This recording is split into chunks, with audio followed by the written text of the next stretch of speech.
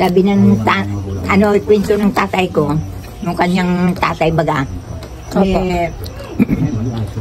ang hanap buhay ng kanyang tatay yung mag-isda, ay malayo, yung parang katulad ng Waigan, dito pa sa dagat nagakuha ng isda, yung tawag na may bakod-bakod baga, baklad kung sa kwan, ano nga tawag doon?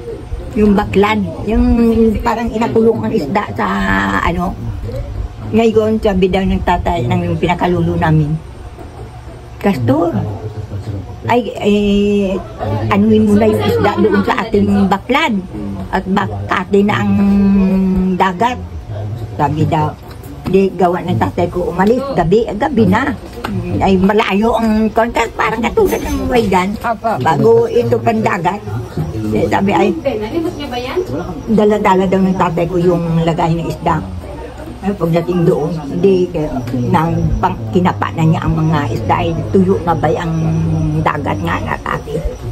Yung puno daw, napuno yung kanyang lagayan ng isda. Di pag-uwi daw niya,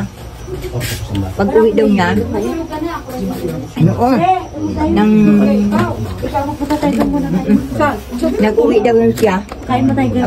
Ay ganyan daw ang daan medyo bulubundukin nga. Bakit ngayon ay kadilim? Sabi ng tatay ko, bakit kaya? Kanina wala namang batang dito sa daan nito. Bakit ay may batang na? Di ngayon gawa niya, ayun, sinunsyon daw niya ang kaduluduluhan, kahaba-haba, walang katapusan ng dulo. Inanuhan naman daw dito sa kabila, wala rin maanong dulo. Di ang ginawa niya, inakyat na lang daw niya. Ganyan. Nung iakyatin daw niya, ay gumalaw. Yung maba? Yung batang na yun, alam mo yung batang? Yung kahoy na, kahoy.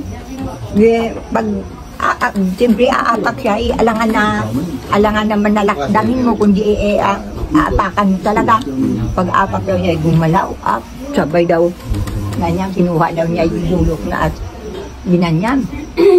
Ang talab daw ng bulok ay ganyan gilok. Maya takbo daw yung tao. Takbo. Ay, di, yung daw yung tatay ko nagtrabobo yung isda niya. Apo. Ay mandilim, napakapa daw ng tatay ko yung isda at balik ko sa basket. Pagdating daw doon sa bahay, sabi daw ng tatay ko doon sa lulo niya, sa tatay niya, tay, nakasaksak ako tayo ng tao. Ay, natingnan mo ang aking bulo ko. Ang talab ng dugo. Ay, oo, sabi. Bukas ng umaga, sabi, ay may kapitbahay daw sila na hindi daw naman kalayuan, kumbaga ito at yung doon ko, yung kila Juliet dyan. Sabi daw, bukas ng umaga pa, magdala ka ng isda, bigyan mo yung mag-asawang matanda dyan ng isda. Tapos, pagdating mo doon ka magpunta sa kanilang kusinaan.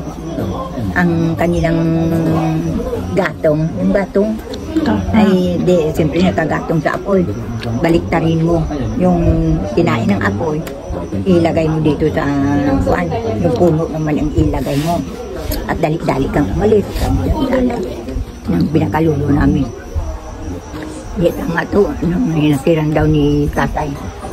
Ulang, kumbaga ay lulo. Ang ulang sa Bisaya ay ang lulo, ang tawag doon ay ulang. Ulang, sabi niya. Pinadalhan kayo ni tatay ng isda. Ay, sabi niya, ay tuy, dalhan lang dyan sa sa abuhan, sa aming kusina. Bakit ulang na ano kayo ay doon sa loob? Si lolo mo ay tinubuan ng kaya ginagamot ko, ay siguro yung saksak sa ginagamot daw ng babae. Lalaki pala yun ang nag-ano sa kanya. Nagataan mo. Di ngayon ay ang ginawa daw ni tatay, hindi nilagay yung isda bago yung